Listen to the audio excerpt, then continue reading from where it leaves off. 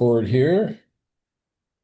All right, and I am going to share the screen. Okay, and all right, that's good. And is that screen okay? It's not blocked with anything. You guys see it okay? I'm guessing it's, yeah. Okay, so just unblock if you've got. Yeah, it's good, Randall. Sorry I muted It's myself good. because they're starting the tear out upstairs. It's going to be noisy. Yeah, no worries. Sounds good. Okay.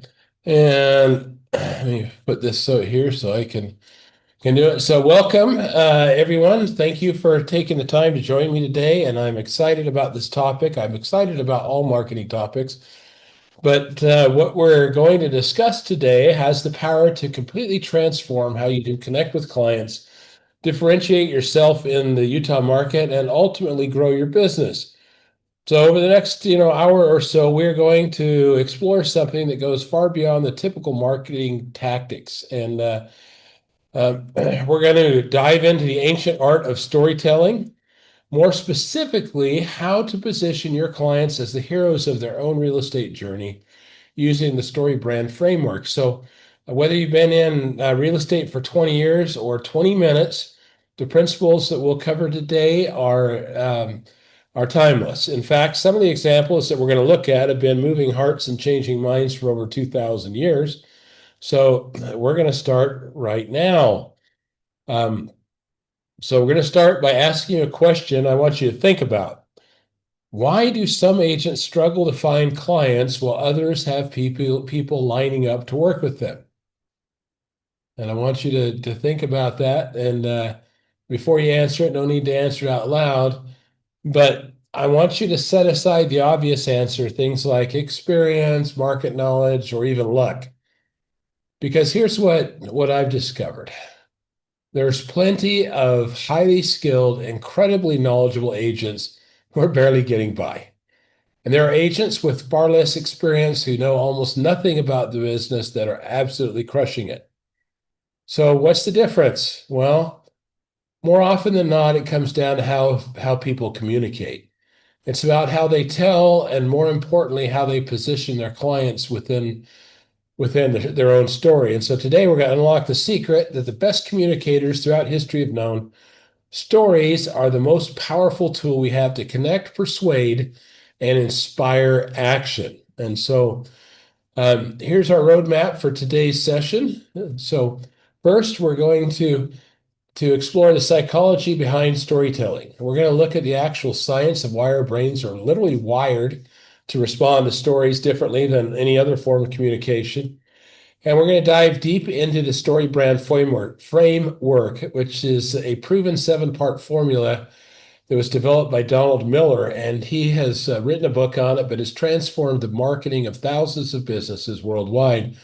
And so we're going to adapt it specifically for real estate and for our business there in Utah. And third, this is one of my favorite parts. We're going to look at the ancient wisdom. We're going to examine some of the parables and stories told by Jesus Christ.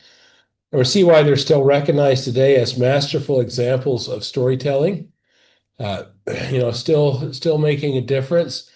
And regardless of personal beliefs, the communication principles are undeniable.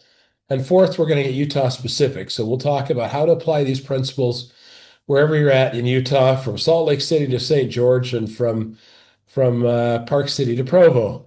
And so finally, you're going to leave with an action plan, practical steps to implement immediately and start seeing results. So if that sounds good, we're going to dive right in here. And before we go any further, however, I just want you to do a quick self-assessment. So be honest with yourself. It's always important to be honest, right?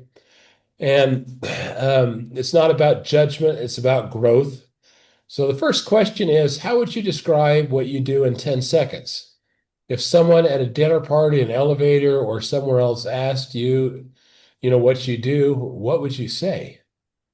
And and think about that. And do you have an answer? Do you have a 10-second response, and is it a good one? The second is when you look at your marketing materials, which is basically it's your website, your social media, even if it's your basic Facebook page, your listing presentations, is the focus on you or is it on your client? Now, that's a big one. You've heard me talk about everybody's favorite radio station, WIIFM. What's in it for me?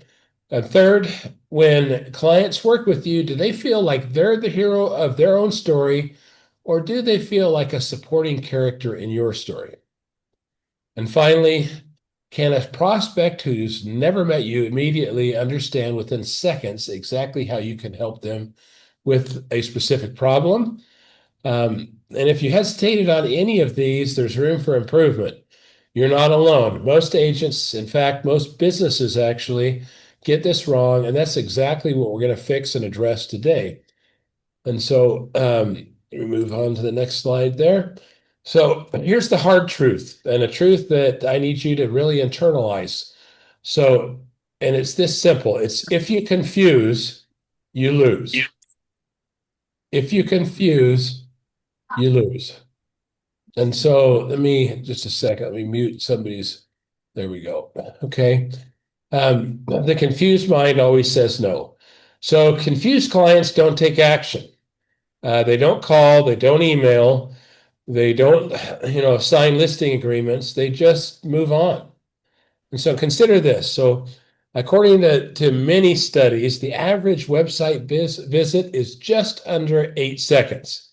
8 seconds.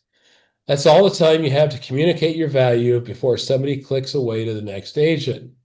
Now, if you're in rodeo, an 8 second ride's pretty good. But if you're anywhere else, 8 seconds just isn't enough to get the deal done.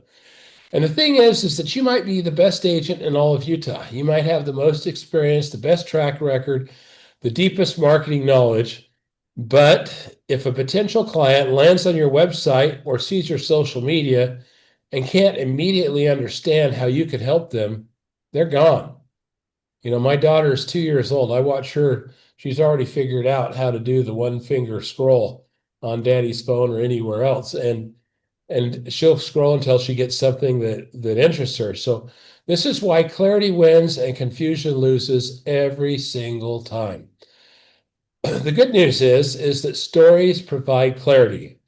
So when we learn to communicate through stories, you cut through the noise and speak directly to what your clients actually care about. And, it's so important. So now let's talk about why storytelling actually works. It's not just about marketing tricks or psychological manipulation, things that I love, of course. This is about understanding how human beings have been wired to communicate to each other since the beginning of time. And when we understand the psychology behind storytelling, we'll see why it's not just a nice to have marketing technique. It's actually probably the most natural and effective way to connect with another human being.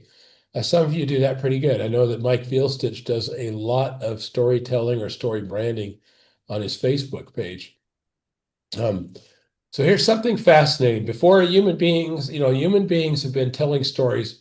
I pulled this data up. I tend to think that that the world's only been around for like 7,000 years, but it says that according to some proofs, it's 100,000, and 100,000 years was bigger. And so it's my story, and I'm telling it. So this is fascinating. Human beings have been telling stories for 100,000 years. Think about that. Long before there was writing, long before there was books or newspapers or the internet, there was a story. Why? Because that's how, we pass down survival information as humans. When our ancestors sat around the campfire, they didn't share facts and statistics. They told stories. Don't go to that watering hole because here's what happened to Uncle Grog. That story kept people alive. Uh, our brains are literally evolved to pay attention to narrative. When we hear a story, our brains engage in ways that data and facts they just can't replicate. It's hardwired into us, and it's so powerful that when you understand this, you understand why storytelling isn't just a marketing technique. It's the most natural way to communicate with another human being and to get somebody to remember something. I remember being in where was it? Guatemala. I was there with a charity some years ago. I took my water bottle down to the pond and my little water filter, and I looked out there and I thought, It wasn't very far away from me. I thought, oh, that's weird. There's like two marbles floating on the water. And then I looked a little closer, and there's 14 feet of crocodile behind those marbles. And so it made me a little bit more cautious than other people too when I shared that story.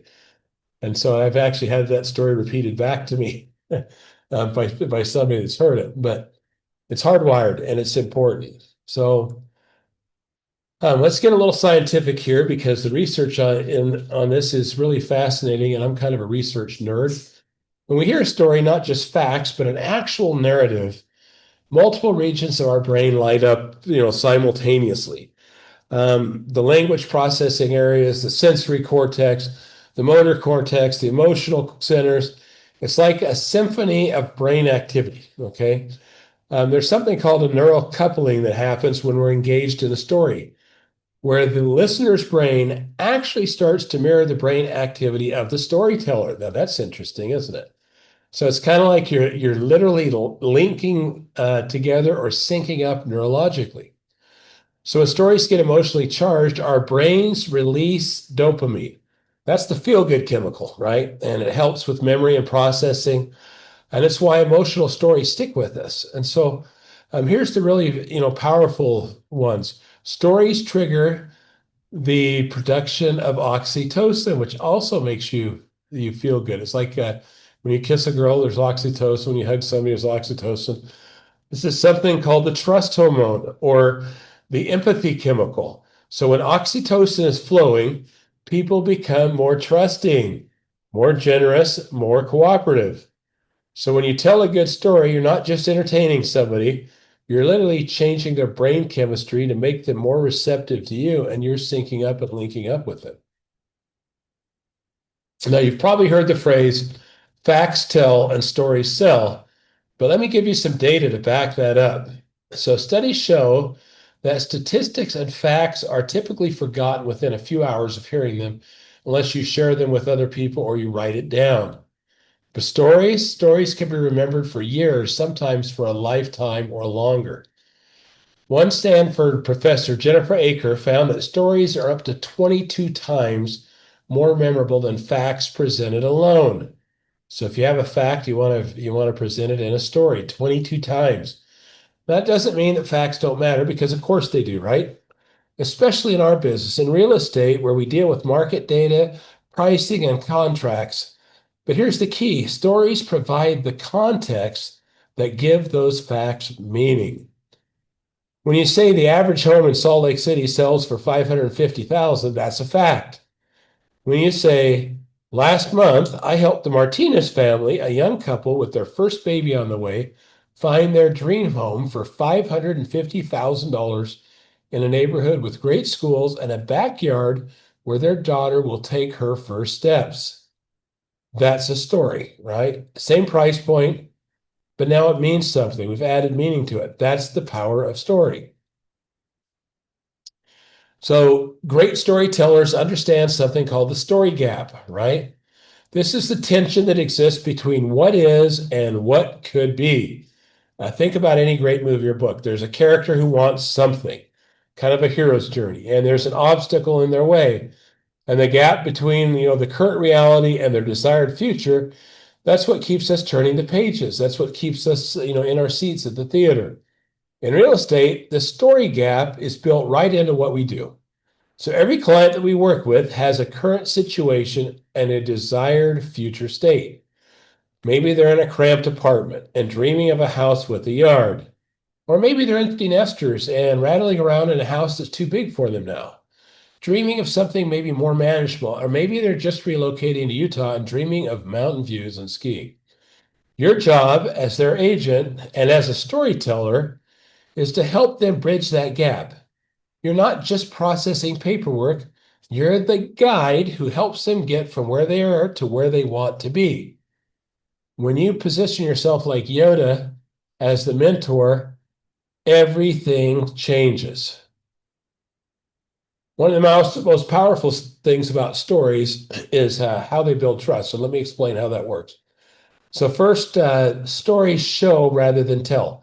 Anybody can claim that they're a great agent. I'm a great agent. But when you tell the story of how you helped a client navigate a difficult inspection issue or negotiated a tricky situation or saved them $50,000, you're demonstrating your competence through action. That's a story that's far more believable than just saying, I'm really good at negotiations. I like to tell somebody the story of when I went to a guy's house. The house was going to auction in 14 days. And I showed up there. I spent exactly 15 minutes at his house. And I showed up to buy the house, but I looked around, I looked at him, I looked at his daughter who was handicapped. I said, look, here's the deal. I said, this is what I can pay. And he nods, so, okay. And I said, but I think we should put it on the market because if we can put it on the market for 7 days, I think we'll probably get a cash offer and it'll be a better offer than what I can afford to pay for it. And so, um, if we do that after 7 days, if it doesn't work, we don't have a cash offer, we're not going to close in time. I'll cancel my listing and we'll reinstate my offer and I'll buy the house for what I told you I'd pay for it. And I said, does that sound good to you? Absolutely. Well, I came back, an hour later with a sign. There's a Lexus and a 20-something-year-old girl with blonde, big blonde hair sitting in front of the house. And I knew it was an agent. And I knew that I had the listing because I inked it in 15 minutes.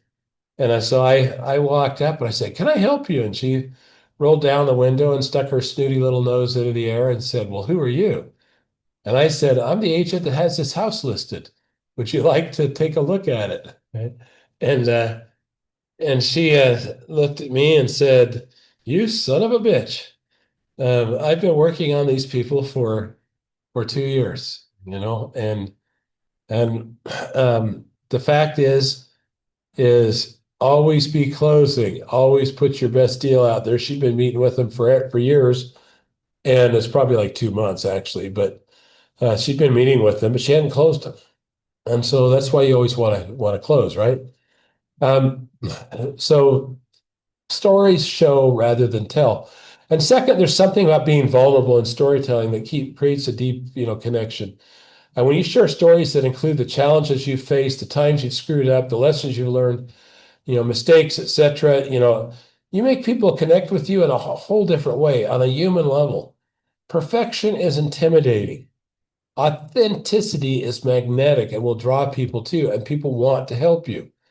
And then third, when we share stories with people, we create a shared identity. You can think about like inside jokes that you have with family or friends, or stories that get told every holiday.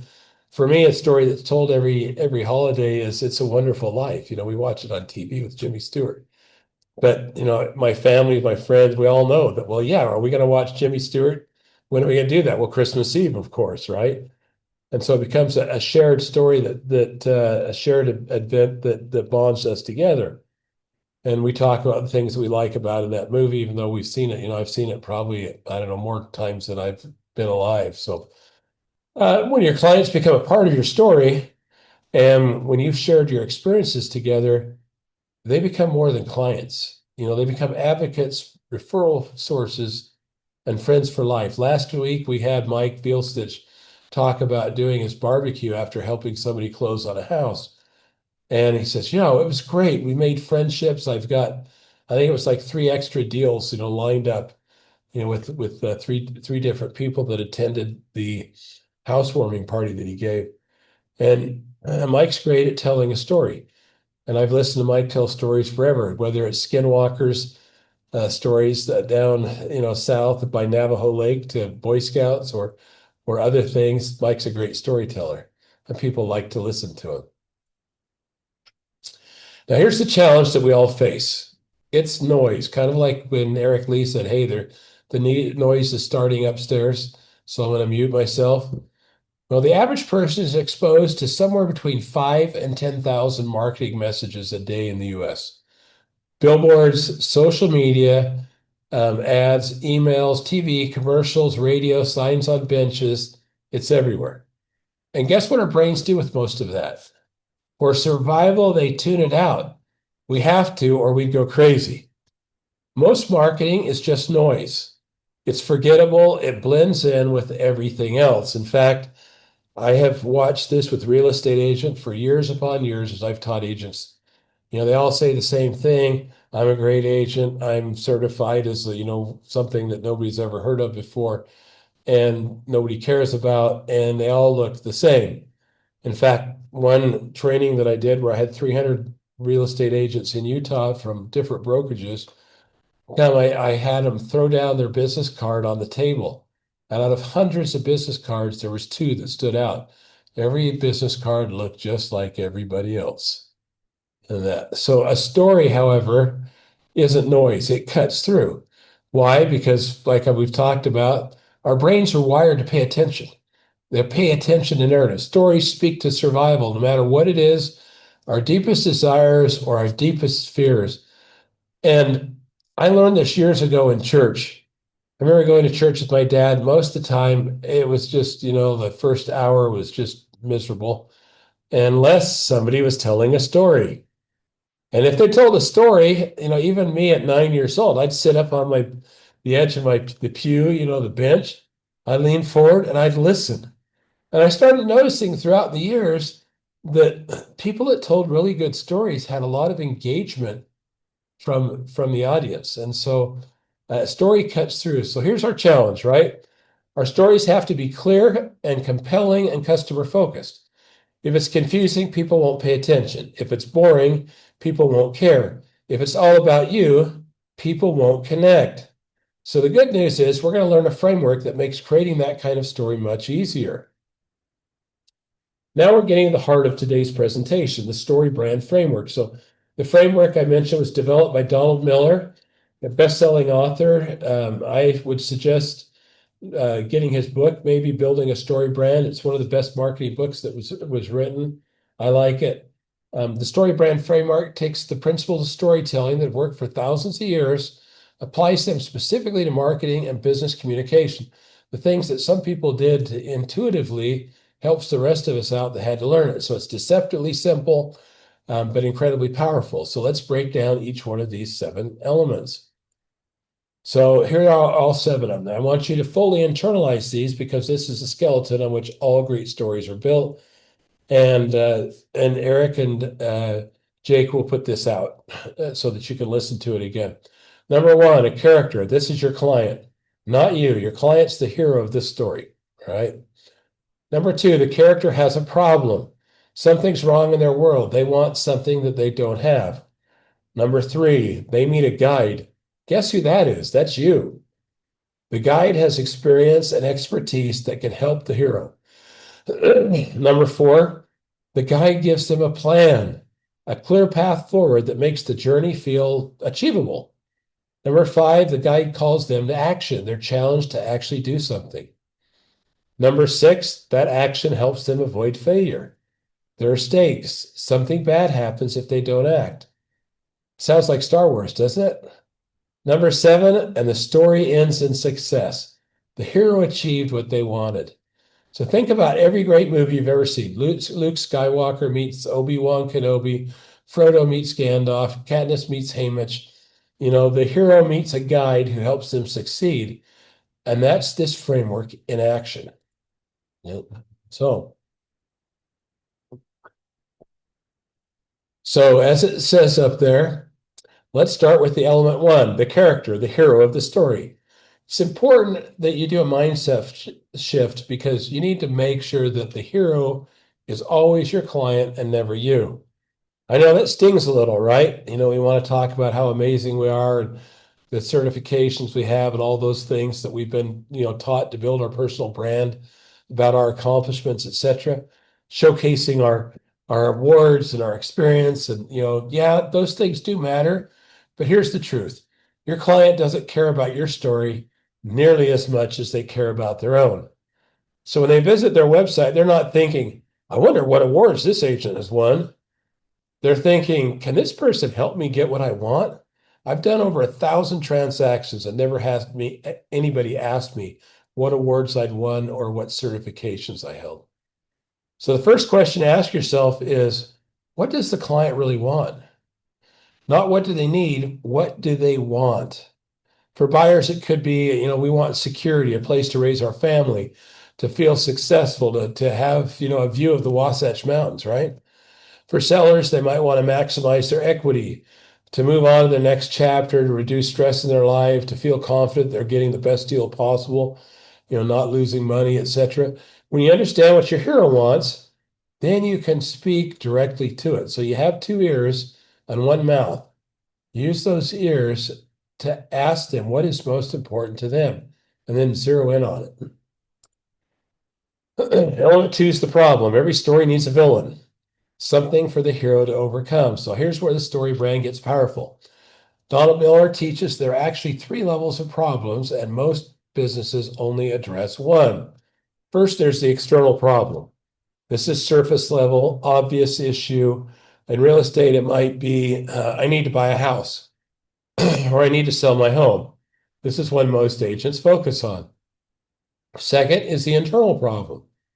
This is how the external problem makes the hero feel. Buying or selling a home is one of the most stressful experiences in life. The client might feel overwhelmed, most do. In fact, I heard once that 1 in 3 cry during the process of buying or selling a home. Uncertain, anxious, or even scared.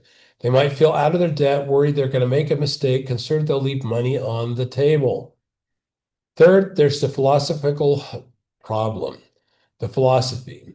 This is why it's wrong that the problem exists. Or on a deeper level, everyone deserves a home they love. Everyone deserves to feel secure. Everyone deserves a fair deal. So here's the magic.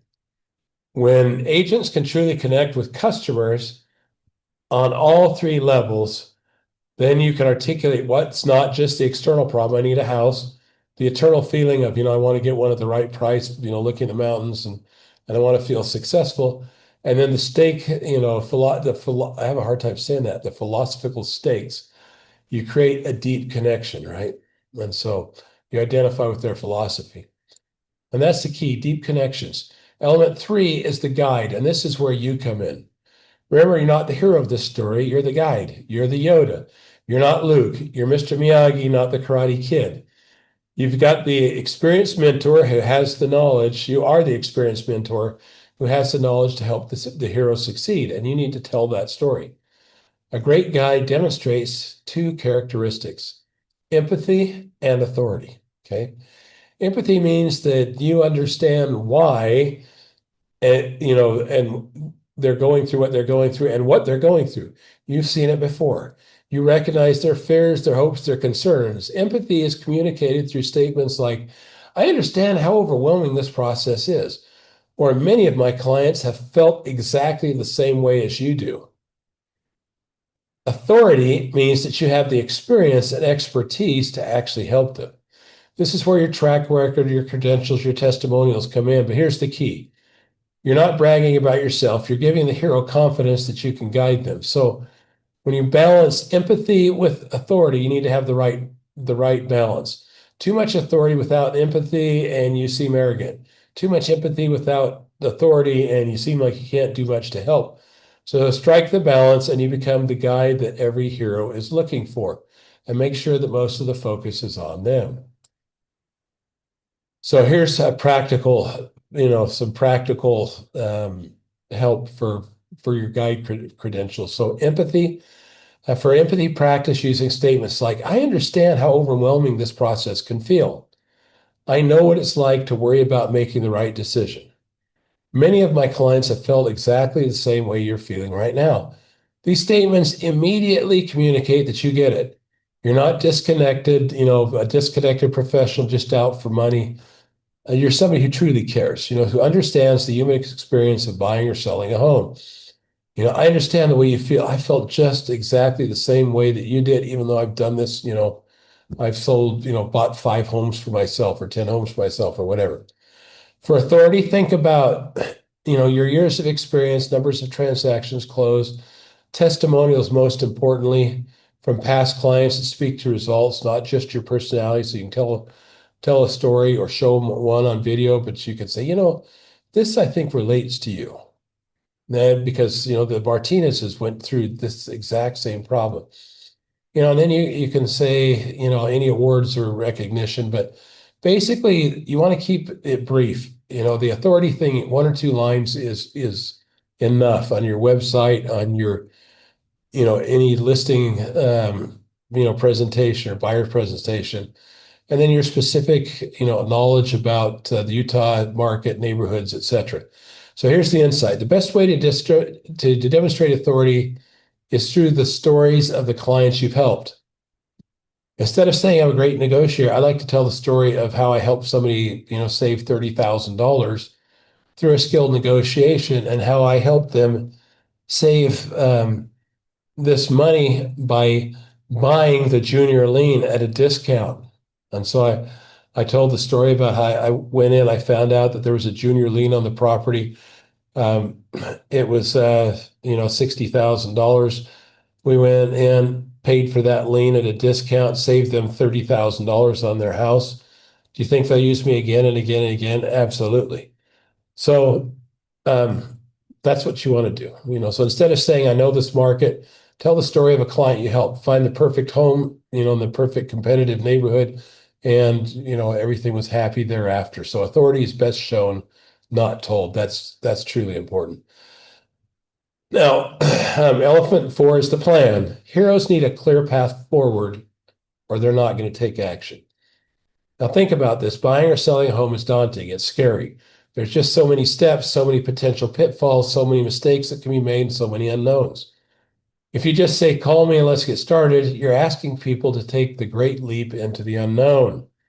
But if you say, here's exactly how this works. Step one, we're going to do this. Step two, we're going to do that. Step three, we do the other thing.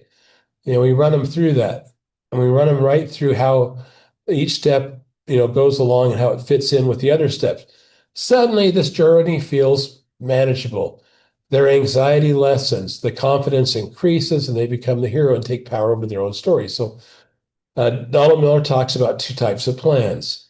So, the process plan is the steps that somebody takes to work with you. For example, we have a strategy consultation to understand your goals.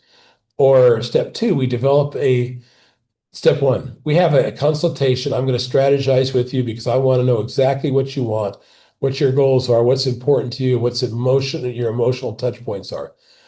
Then step two, we're going to develop a plan for your situation. And I've done this thousands of times with people in multiple states, and I'm really good at customizing a plan that allows people to buy or sell the home that for the best deal they can get, and you tailor it towards the buyers and the sellers. And then step three, we're going to execute the plan and get you to the closing table where you go to the close and you're going to experience a win. So, this agreement plan is the promise you make to build trust. For example, I'm never going to pressure you to buy or sell before you're ready. I'm always going to give you the honest advice, even if it's not what you want to hear. We'll handle the paperwork and all of the complexities so that you don't have to. So when you have a clear plan, people feel safe in taking the next step with you, especially if you can break it down into steps. I took over the construction market in Eastern Oregon because I would go in when I would bid a job and I would break it down into steps. I would say, here's what we're doing. The first thing is we've got the planning stage, which you've got, in your mind, and I'm going to put it on paper, and then I'm going to take it home. I'm going to put it on a computer. We're going to draw a picture of. I'm going to make sure that it's exactly what you want. And then I would go through, frame, whatever the steps were. We're going to frame with, kiln dried lumber and, nails that have 1,600-pound shear. And I'm going to clad the walls on 30-minute, firewall protection. It's basically half-inch sheetrock. And I would tell the story. And this is how it's all going to come together. And I tell them I usually build a house 4 times. Once in your mind, once in my mind, once on a computer and once for real. And I, using that, telling a story, walking people through steps, I took over the business. I took over all of the business in that area and became the largest builder in less than 3 years. So there's two types of calls to actions. We need to always make sure we have to tell people what they're going to do next. I always say it's element 5, call to action, where a lot of agents drop the ball. If people don't have an opinion, give them one. Okay. You must tell people what to do next. Don't assume they're going to figure it out. Don't be shy about asking. If you position yourself as the trustworthy professional with a clear plan, their guide, their Yoda, people are waiting to be told what to do. So there's two types of calls to action. One is the direct call to action, saying, schedule a consultation, call today, let's meet this week. That's the big ask, right? And then you have the transitional call to action is for people that aren't quite ready yet. Why don't you download my free guide to selling your house or take this quiz to see if you're really ready to buy? Sign up for our market updates. This, where we show what's going on in the market, and that can save you a lot of money and help you have a lot better knowledge and intelligence about what's going on in the neighborhood you're looking to buy in. This keeps them in your orbit until they're ready for the direct, call to action. The key is to be clear and confident. Maybe consider if you say maybe you consider reaching out sometime if you're interested doesn't work. Schedule your free consultation today does. So, forget all that, building relationships and trust crap. Go right for it. Schedule your free consultation today. That's important. I'm going to help you. I'll help you for free. Every piece of marketing that you create, everything that goes out the door, everything on your website needs to have a clear call to action. Every conversation should end with a clear next step. Don't leave people guessing. People are not good at guessing. Element 6 is failure, the stakes of the story. And this one makes some people uncomfortable, but it's essential. 80% of people will move away from pain. Only 20% of people will move towards pleasure. So every good story has stakes. There has to be something to lose, or there's no tension, no urgency, no reason to act. Think about it. If there's no cost, to inaction, then why would anybody do anything? Why would they call you today instead of, putting it off indefinitely or calling somebody, on a whim later, somebody else? In real estate, failure looks like overpaying for a home because you didn't have expert guidance, underselling your home and leaving tens of thousands of dollars on the table, missing out on the perfect property because you weren't prepared, going through a stressful, chaotic transaction with an unprofessional agent or without professional support, looking back with regret and what ifs. Now, I'm not saying that you should use fear tactics or be manipulative. That's not what this is about. But you shouldn't shy away from helping people understand what's at stake. Those are the problems, and you're going to be the solution. You're going to help them be the hero. A doctor who says, you should probably think about exercising someday isn't as helpful as one who says, all right, here's what's going to happen in 5 years if you don't make these changes. Your arteries are going to be clogged. You're going to have a heart attack or a stroke, and you might not be able to talk. And here's what I can do to help you avoid that. Okay. So you want to use that element sparingly, but don't avoid it entirely. The stakes are real. You want to help people see it clearly. And then finally, element 7, success, the happy ending, the transformed future. And this is what the hero has been working for. It's what they've been dreaming about. It's the vision that's pulling them forward through the challenges. And you need to paint a vivid picture of what this looks like with their help. Let them help paint it for you. In real estate, success looks like, or might look like, standing in the kitchen of their dream home, looking out at the view of the Wasatch Mountains, imagining the memories they're going to create there. Walking away from the closing table with more money than they expected. That's always a good one. Feeling confident and calm throughout the process because they had expert guidance and they knew what was going to happen step by step. And then knowing that they have a trusted advisor they can call anytime for any real estate questions for the rest of their lives. I'm still getting calls, 30, 40 years later from people that I've worked with in the past. Notice how this is more than just a transaction completed, checkbox, right? It's the emotional transformation. It's how they'll feel when it's done. And so here's an exercise. You can close your eyes and you can imagine the ideal client 1 year after working with you. Where are they? What are they doing? How do they feel? What do they say about the experience? That's the success story that you're helping them with. Paint that picture clearly, and people will want to experience it for themselves. So I'm going to show you how this all comes together with a complete example for a Utah buyer's agent. So the hero is Utah families looking for their perfect home. They want a place where they can build their lives, raise their kids, create lasting memories, and feel successful. That's important to them. The problem is that they're overwhelmed because the interest rates are up, and so the market's really competitive for affordable houses. Externally, they need to find and buy a home. Internally, they feel stressed, uncertain, and worried that they're going to make a mistake, can't qualify, or they're going to miss out. And their philosophy is that everybody deserves a home that they love, and the process really shouldn't be this hard. So then they meet a guide, you, an experienced local expert who understands what they're going through exactly because you've helped hundreds of families navigate this journey. And if you haven't and you're new, your team has. My team has. Eric's on my team. I'm on your team. We're all together in this. You give them a plan. Step one, we have a no pressure strategy session to understand your needs. Step two, I search tirelessly to find the right property, and I'll guide you through each showing. Step three, I handle the negotiations and paperwork so that you can get the best deal possible and focus on imagining what your life looks like in your new home. You call them to action.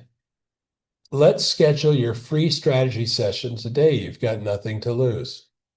Boom. I've done that. Can't think of how many times I've done that. I said, I'll help you strategize. If you use me or not, I'll tell you how you can save some money in this market. I'll give you some options for your situation that probably nobody else has thought of, and we'll go from there. And all I need is to get in the door, because once I've talked to them, I've made them the hero of their own story. And that's why my closing ratio is over 90%. So you're going to call them to action. And if they don't ask, they risk failure, missing out on their dream home, overpaying because they didn't have an expert guidance, or looking back with their gut, right? And so we're telling the right story, the one that needs to be told. So one of the most powerful tools is the one-liner, a brief statement you can use anytime somebody asks what you do. The formula is simple: problem, solution, result. When I'm working with investors, I help investors become millionaires in real estate in a very short time. And that didn't cover the problem, did it? It just tells what I did. And nobody noticed that. Nobody raised their hand, nobody dinged or whatever. I'd say, when I'm working with investors, here's what I say: you know what? I've been in this market a long time. Investment real estate is amazingly profitable. And I've helped a lot of people become millionaires in this business. However, I've seen a lot of people make some mistakes that were really simple, lose tens or even hundreds of thousands of dollars. My job is to help you get past that and to a successful finish. There's my pitch, it's 10 seconds right on the bat. And so I've got one for when I'm working with clients, etc. So the formula, remember, is problem plus solution plus result. Just make sure you got all three of those in there. You don't have to have them exactly that order. But some Utah agents might say, well, most Utah families feel overwhelmed trying to buy a home in such a difficult market. I provide expert guidance and a stress-free process so you and the wife can get the keys to your dream home with confidence and not worry about a thing. So we're going to break it down. The problem: most Utah families feel overwhelmed trying to buy a home in this market. The solution: I provide expert guidance and a stress-free process. That's the easy button is key here. The result: so you can get the keys to your dream home with confidence, knowing you got the best deal possible. So much more powerful than I'm a real estate, I help people buy and sell houses. Right? That's pretty lame. One-liner should be something you can say naturally in 10 seconds. Practice until it rolls off your tongue. Use it at networking events, dinner parties, in your email signature, on your website, etc. Take a moment right now to think about what your one-liner might be, and write down one-liner so that later today you can come up with a 10-second one-liner, because most of you won't have it. When I've done polls on this, 5% of the people have a one-liner. Some people call it an elevator speech. I just call it a 10-second, the one-liner. So that's important. And when you're thinking about what it might be, what's the problem you're solving? What's your solution and what's the result that you're going to deliver? Those three things, pretty simple.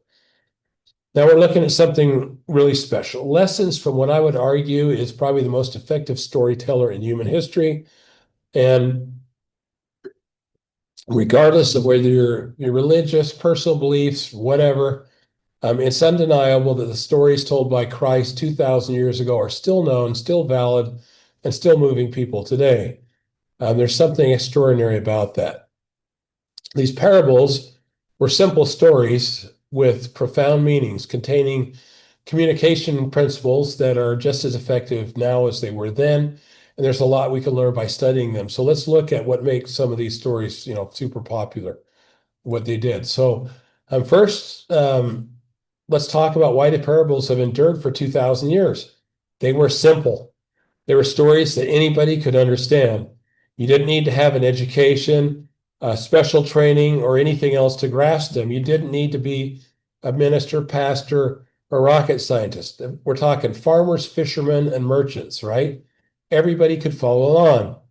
They drew from the everyday experiences of the audience, lost coins, seeds, and harvest, fathers and sons, sheep and shepherds. These were things that people encountered in their daily lives, right? He kept it simple. Yet within these simple, familiar scenarios, they had deeper truths. So the stories operated on multiple levels, entertaining on the surface and profound when you dig deeper. So they created the aha moment, right? Those sudden realizations that stick with you forever. When you get a parable, you don't forget it. And here's the incredible things. These stories are still recognized and referenced today. People who have never read the Bible know what the prodigal son means. They understand building on sand versus rock.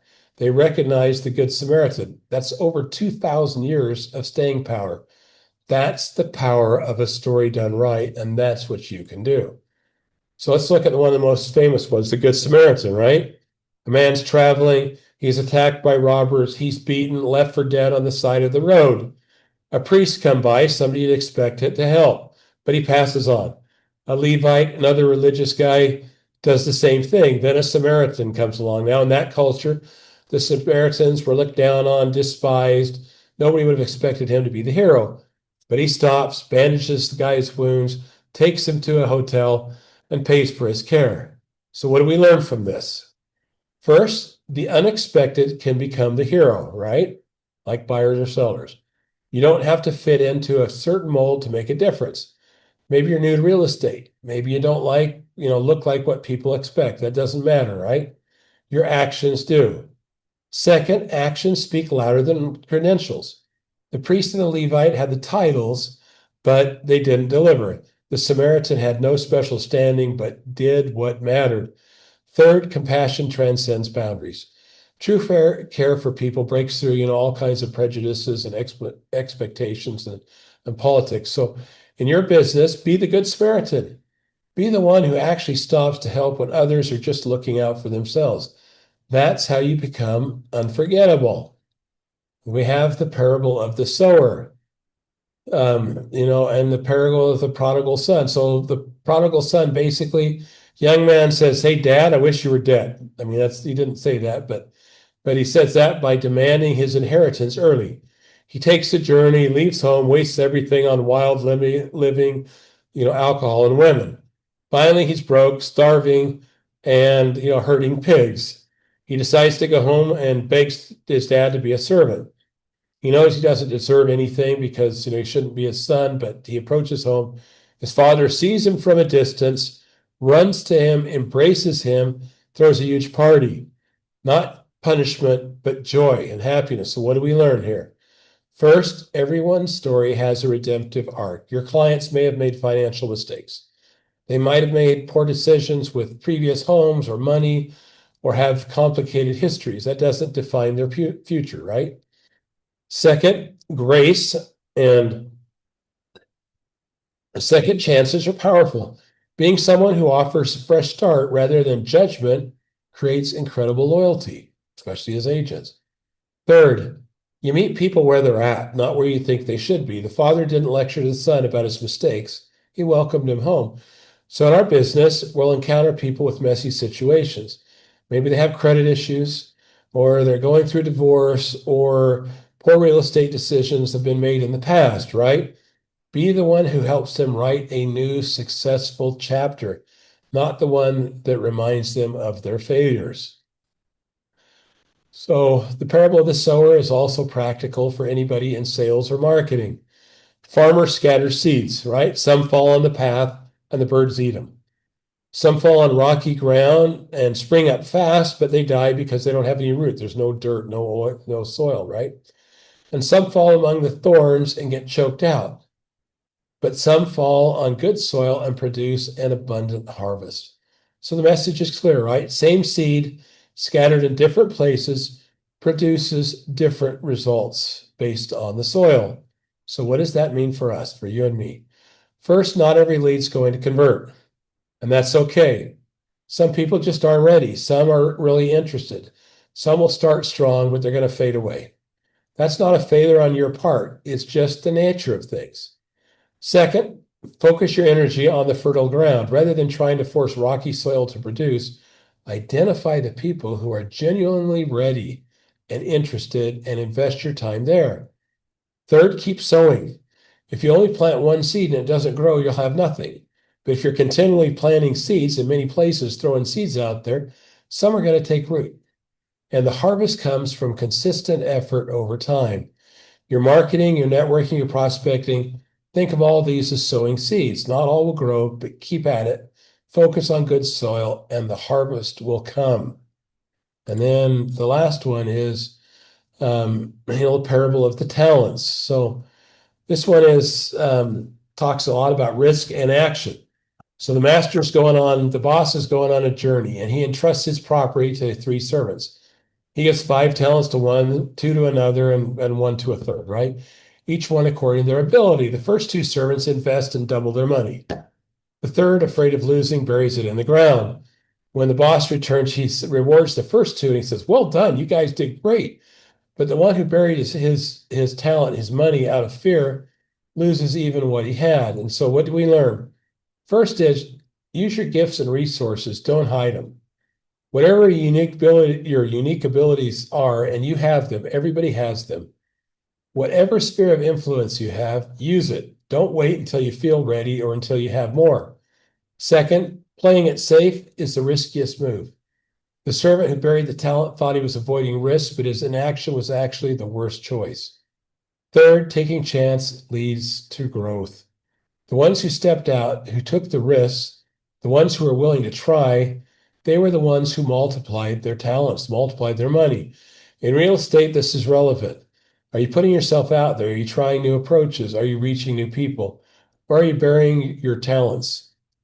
Action, even imperfect action, beats inaction every single time. Okay. So, how do we apply these lessons learned to our real estate business? Well, use simple, relatable stories from everyday life, things that people can relate to, right? The parables worked because they drew from common experiences: farming, family, money. Your story should too. Talk about the nervous first time buyers, the empty nesters downsizing, the family that needed more room. Second, show unexpected heroes. Some of your best client stories might be the people who overcame obstacles, credit challenges, money, tough timelines, competitive situations. Those stories inspire others in similar situations. In fact, the guy that ran the first 4-minute mile, and my mind just went blank on me. It'll come to me as soon as I move on to another slide. Nobody had ever run a 4-minute Bannister, Roger Bannister.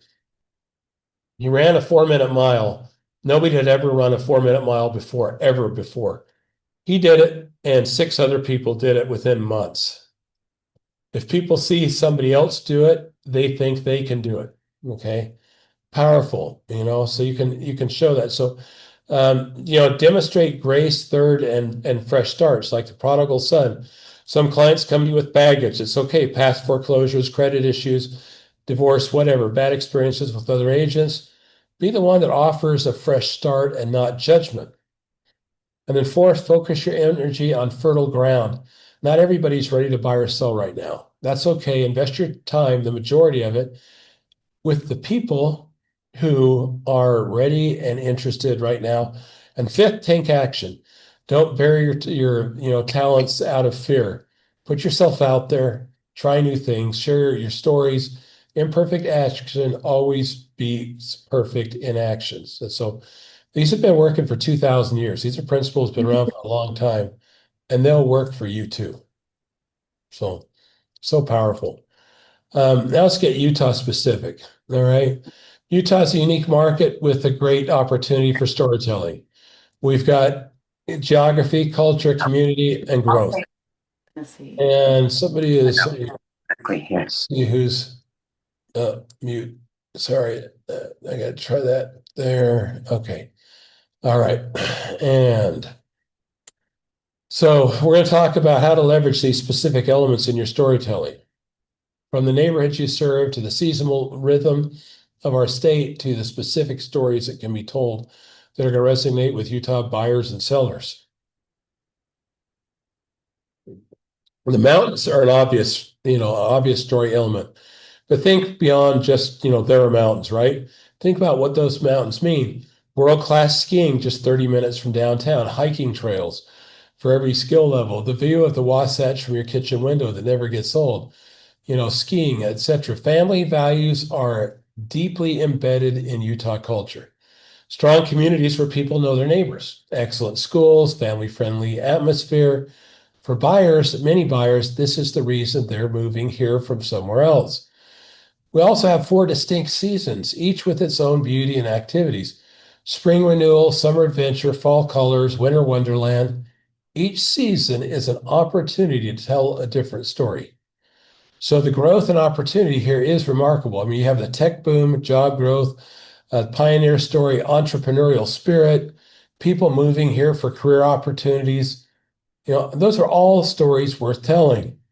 Every neighborhood also has its own character and story, from the historic Sugar House, which was a beet farm and then a prison, and it was like they had to use so much dynamite on that. It was that astounding because the walls were so thick they couldn't get them to come down. I mean, there's a story there, and the internet will help you find it. Family-friendly South Jordan to the outdoor paradise of Park City. You want to know the stories, right? And the community spirit here is real. Neighbors help neighbors, local events, sense of belonging. It's what makes Utah special. These aren't just features, these are the setting for your client's stories. This is the frame for their picture of their life. Use them well. Every neighborhood you work in has a story, and your job as an agent is to know that story and to tell it well. Um, so, you can see, how did the story develop in each neighborhood? What was there before? What was the origin story? Sugar House, as I mentioned, was named after a sugar beet factory, and then you can go on, and it was the first, state territorial prison, so on and so forth. Think about the people that live there. What's their demographic? What do they value? What's the vibe? Is it young professional growing families, retirees, creative types? What is it? Think about, what hidden gems might be, the things that locals know that newcomers don't. The best coffee shop, the secret hiking trail, the park where everybody brings their dogs on Saturday morning, kind of up there. I call it the Corner Canyon, but it's on I-80 up on the Belt Loop. It goes around. There's a great place you can take your dogs and go swimming with your dog, even in the summertime. There's just awesome stuff like that you want to share with people. So here's an example of neighborhood storytelling. I used to live in Sugar House, but so Sugar House I know quite well. Sugar House isn't just a neighborhood. It's where young professionals become families, where the local coffee shop knows your order, where you can walk to the farmer's market on Saturday mornings. It's a place where clients tell us 5 years later that they still feel like they made the perfect choice when they bought a home there. That's a lot different from just listing statistics about the median home price. We're painting a picture of lifestyle, what life feels like there. So start developing your neighborhood stories, wherever it is you work. Walk the streets, talk to the residents, go online, discover hidden gems. This is going to become a competitive advantage for you. I mean, popular growth. What's the name of the place that you live, Eric? It's Pleasant Pleasant View. Pleasant View, yeah. And what do you know what the story is behind that one? I don't. It would be interesting to look that one up, but and find out, how somebody here ought to look that up on an AI. Eric's got an AI. Pull that baby up. Let's see what the history is behind it. There, we can pull it, come back to that. But it's important. So the powerful stories, and the most powerful ones are the transformational stories, showing how clients went from where they were to where they wanted to be. Mike does that really well, and he does it on video, and he posts it on Facebook. It's an awesome technique. Think about their before state. They were cramped in an apartment, stressed and uncertain, overwhelmed by options, worried about making a mistake. This is where the client started, right? And then about the after state, the dream home with a view, confident, at peace, found the perfect fit, excited about the future. That's where they end up, right? So our job is to tell the stories that show this transformation. So here's an example.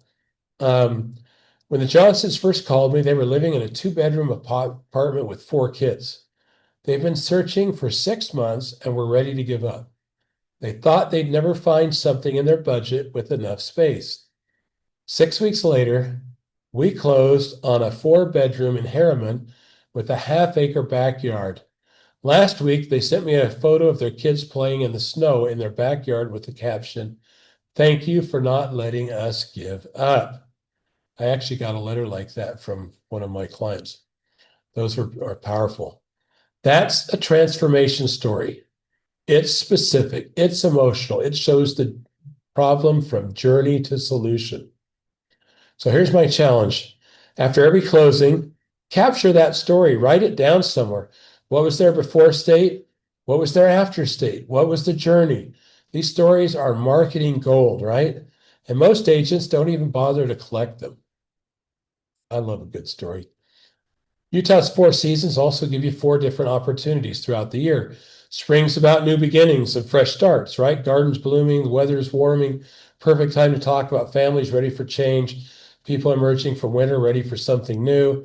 Summer is outdoor adventure season, hiking, camping, national parks, farmers markets, the things that are awesome about Utah. This is when you show off Utah as an outdoor playground. Imagine spending your summer weekends exploring the canyons just 20 minutes from your new home. Then fall brings stunning colors, cozy homes, harvest festivals. It's also back to school, right? So, and that matters to families. And so there's something magical about fall in Utah. The red and gold mountains, the smell of leaves, the anticipation of the first snow. Winter, well, winter is ski season, holiday magic, the greatest snow on earth. It's not just a slogan, people. People relocate here specifically to be close to world-class skiing. Imagine being at the slopes in 30 minutes, then home by dinner. Each season is an opportunity to tell different stories, highlight different aspects of Utah life, and connect with different buyer motivations. Use the seasons to keep your marketing fresh, right? And relative. So that's and relevant. That's important. So here's how you can build your story library. So this is a collection of stories that you should be able to draw on from whenever you need one. So build a story library. So your origin story. Why did you get into real estate? This is one you should be able to fill out and do. What drives you? What's your personal journey? And don't just say money. If it's money, then say freedom. I wanted to take a vacation. It's, whatever. I asked my aunt once, why'd you get into real estate? My uncle was a sheet metal worker, a tinner. She says, Randall, we were never able to take a vacation. We just never had enough money to go on vacation. And I thought that, if I could close even one real estate deal, that the commission would be enough to take my family on a vacation. She was closing 30 to 40 a year when I asked her that question. So she started something small with a simple want and grew into something more. So, then you want your origin stories, then your win stories, times you went above and beyond for your clients.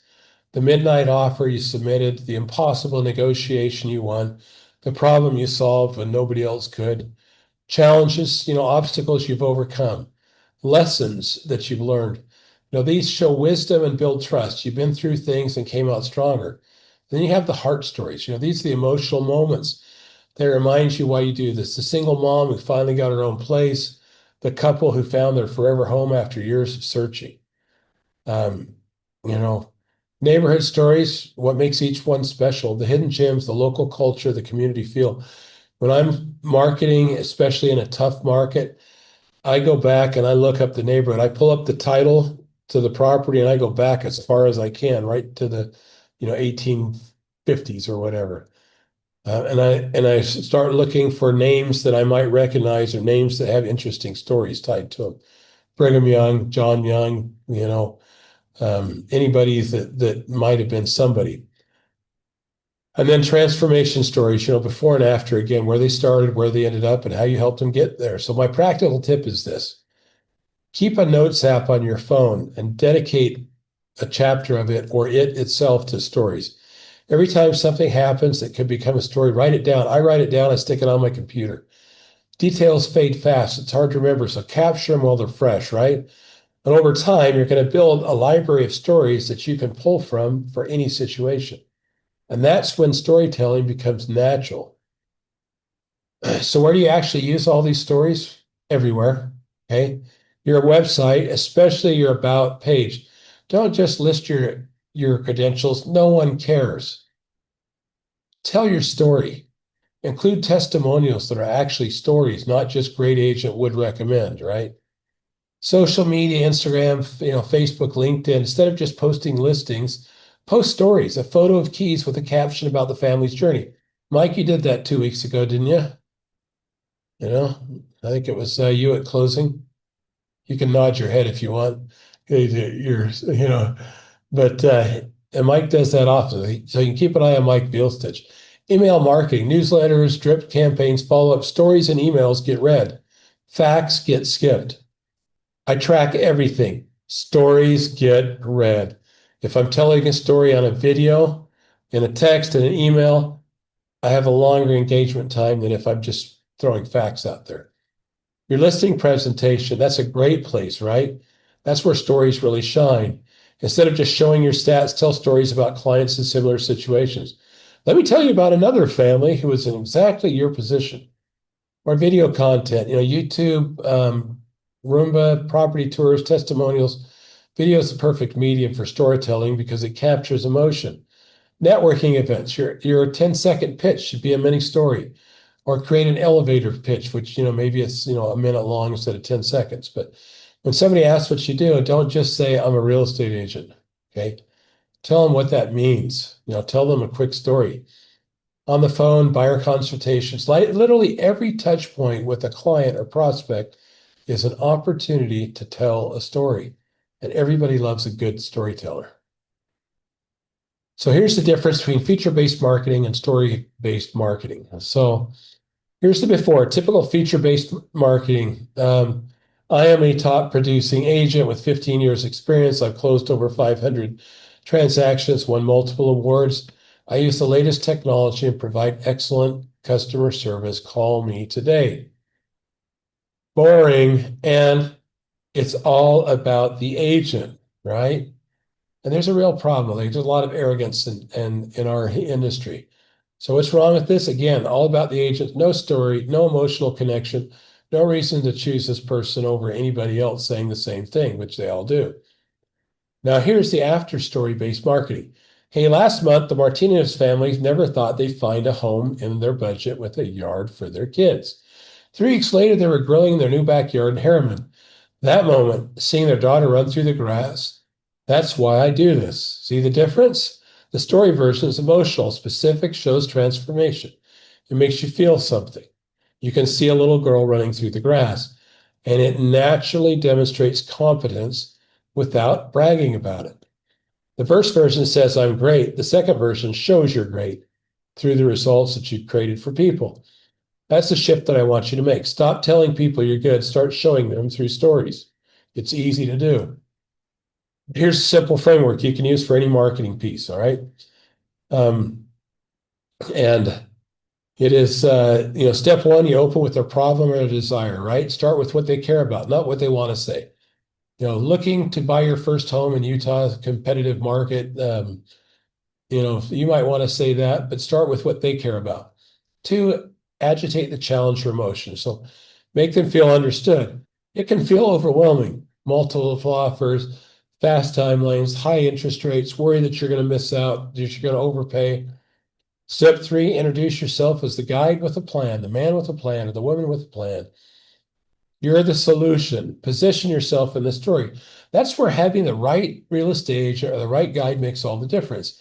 I've helped 50 first-time buyers navigate exactly this situation.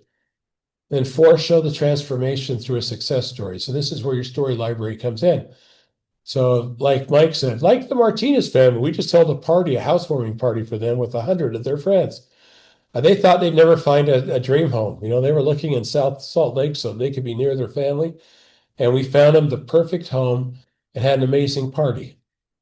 Step 5, call them to action. Tell them exactly what to do next. Let's talk about your goals. Let's get a free strategy session today so that we can identify the steps that you need to seek success and avoid making a big mistake in real estate. This framework works for everybody and everything: social media, emails, videos, etc. Open, agitate, introduce, show, call. That's your story framework. So open their problem, agitate, challenge your emotion, make sure you got it clearly, introduce yourself as a guide with a plan, show that success story, and call them to action. Okay. So we've covered a lot of ground. We're almost done. We talked about the psychology of storytelling. But knowledge without action is just entertainment. So this final section, and I've spent more time on this than I probably have any presentation that I've done in 2 years. So we're going to break it down into 3 time frames: this week, this month, and this quarter. So by the end of the quarter, you're going to completely transform how you communicate with clients and prospects. So let's get specific about what we can start doing today, okay? So this week, right? First, write your one-liner. It's something that you can say naturally within 10 seconds. Remember the formula is problem plus solution plus result, right? Spend like 30 minutes crafting it. Second, update your email signature. Add your one-liner or a compelling tagline. Every email you send becomes an opportunity to communicate your value. Third, write down 3 success stories, 3 client success stories. Just brain dump them into a document. If you have 10, that's great. Then you can pick the 3 best. Don't worry about making them perfect. Just capture the basics.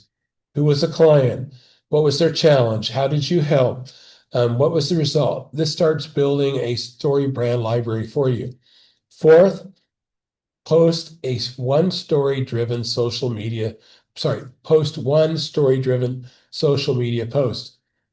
Use the framework we discussed, right? Open with their problem, agitate the emotion, introduce yourself as the Yoda, the guide, show a transformation, and call them to action. Just one post, right? Pretty simple. See how it feels, see how people respond. They're small actions, but they create momentum. And if you start this week, you'll see success that much sooner. And then this month, foundation building. This month, we're building the foundation. So these tasks take a little bit more time, but they're worth it. And you want to listen to this when Eric and Jake put it out again. First, you're going to rewrite your website about page. Take everything that we've learned and apply it. Position your hero as the client, or your client as the hero, and yourself as the guide, as the mentor. Address the problems, external, internal, philosophy, etc. Show empathy and authority. Include a clear call to action. Call today for a no stress strategy session. This is probably the most visited page on the agent website, so make it count, right? And it's the one that most people copy from everybody else. They all sound the same. Second, create your complete script. Write out all 7 elements, customized. Who's your hero, what their problem is at all 3 levels, buyers or sellers. How do you demonstrate empathy and authority? What's your plan? What's your call to action? What failure do you help them avoid? What success do you help them obtain? Have this documented so that you can reference it. Third, develop 3 neighborhood stories. Pick 3 areas where you do the most business or you want to do the most business. Research the history. You can interview residents, stop by coffee shops, discover the hidden gems. Write them down so that you can tell them consistently. And fourth, reach out to past clients and collect 5 transformation stories. Ask them, what was your situation before we worked together? What was the experience like? If they say something bad, don't use that on your website, but learn from it and don't repeat the mistake. Where are you now? How do you feel about it? These stories become testimonials and social media content and presentation material that can really pay off. So 30 days will build a solid foundation. You can do this. And then this quarter, the next 90 days is about full implementation. All right. It's where you transform everything. First, you audit all your marketing materials, every flyer, every brochure, every listing presentation, every email template. And you apply the story brand lens. Is the client the hero? Is the message clear? Is it a clear advantage to the client? Is there a call to action? Update everything to be story driven. Second, create a video testimonial series. Reach out to your happiest clients and ask if they'd be willing to share their experience. Most people want to be on camera. So even smartphone video works. In fact, it's probably better. Those are powerful because they show real people in real situations with real emotions talking about real transformation. Third, developed an email nurture sequence. Create a series of emails that goes out to new leads over time, right? Each one telling a story, providing value and building trust. This works while you sleep. Fourth, rebuild your listing presentation from the ground up and your buyer presentation. Make it story driven, not feature driven. Open with their problem, position yourself as the guide, show the transformation stories of past clients, present your plan, call them to action. 90 days to completely transform how you communicate. And when you're done, you're going to be operating at a whole different level than your competition. And so, there's a lot of resources. Storybrand.com, Business Made Simple podcast. Don and Bill, I pulled a lot from this, not all of it, but I pulled a lot from here. Key takeaways are stories are the most powerful way to connect. Your client's always the hero, you're the guide. There's a story brand framework, gives you a proven formula. Ancient wisdom still works because timeless principles last for thousands of years, and Utah has unique stories just waiting to be told. So start today. Small actions lead to big transformations, and at the end of it all, your story starts now. So go tell stories that matter. That's so important. And let me stop sharing. Thank you, Randall.